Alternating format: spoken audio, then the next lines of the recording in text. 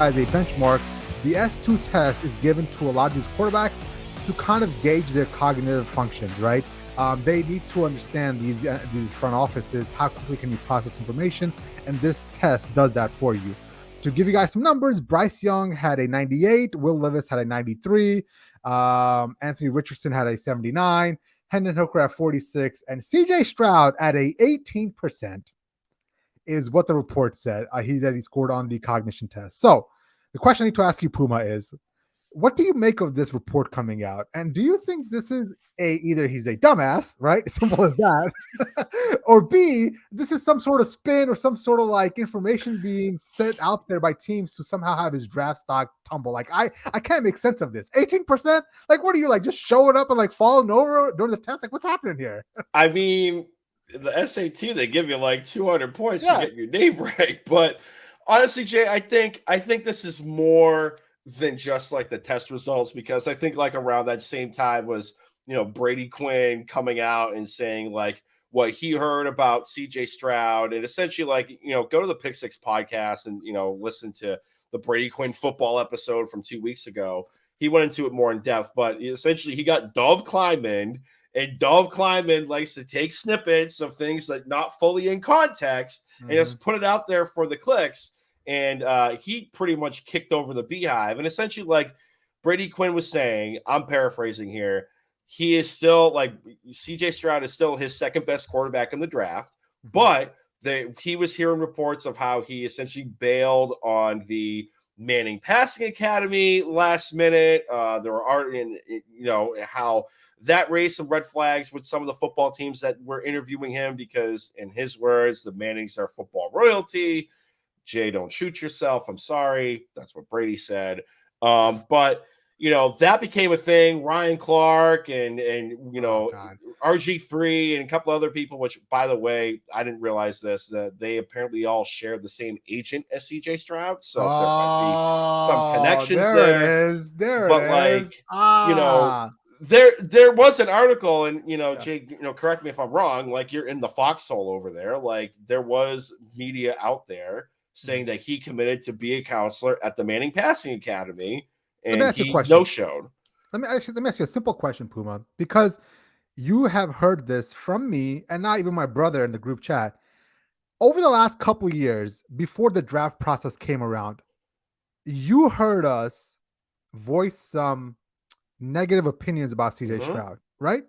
And those negative opinions didn't have to do with his football play on the field.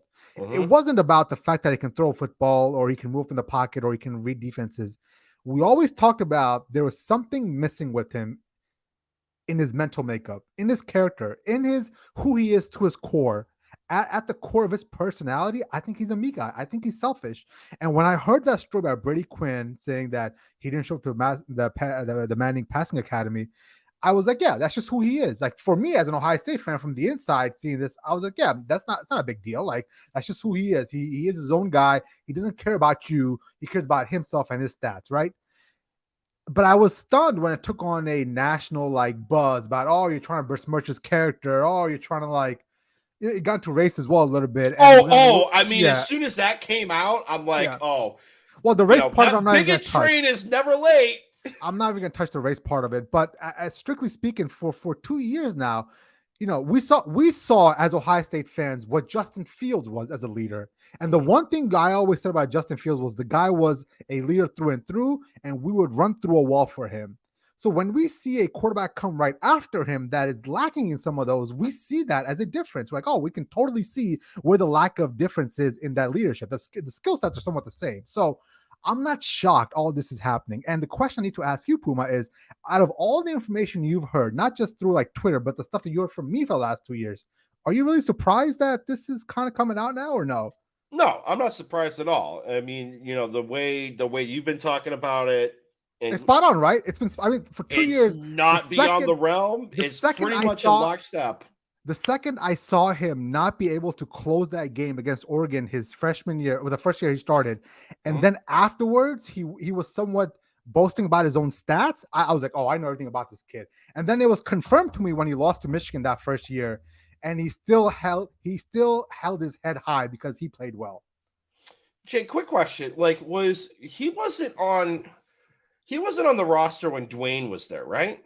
Haskins? Okay. No, he was on the roster when Justin Fields was there. Okay. But like he This was wasn't like the Dwayne. third string or quarterback or anything. No. It was Dwayne, it was Justin, and then it was CJ, and then yeah, that's basically what it was. Okay, because like what you just said about like being happy about the stats and like, hey, we lost to Michigan, but like that's literally what happened with Dwayne Haskins when he was with the Washington football team too. Yeah, that switched for Dwayne. Dwayne switched somewhere down the line because Dwayne at Ohio State was one of the best leaders I've ever seen. The guys loved him. He was galvanizing the locker room. They would rally around him. And Justin Fields learned from Dwayne Haskins and how to be a leader. It seems that CJ Stroud is where the link wasn't there. You know what I'm saying? Like, and going forward, I'm not really happy with our quarterback situation this year for the Buckeyes in Kyle McCord because he athletically is not as gifted as CJ Stroud. But Kyle McCord's intangibles and his heart will more than make up for what he's missing on the athletic side of things. And it would be stunning if somehow we finally end up beating Michigan this year. And the 2 years we lost was when CJ Stroud was our quarterback. You feel me? So it'll be interesting to see how that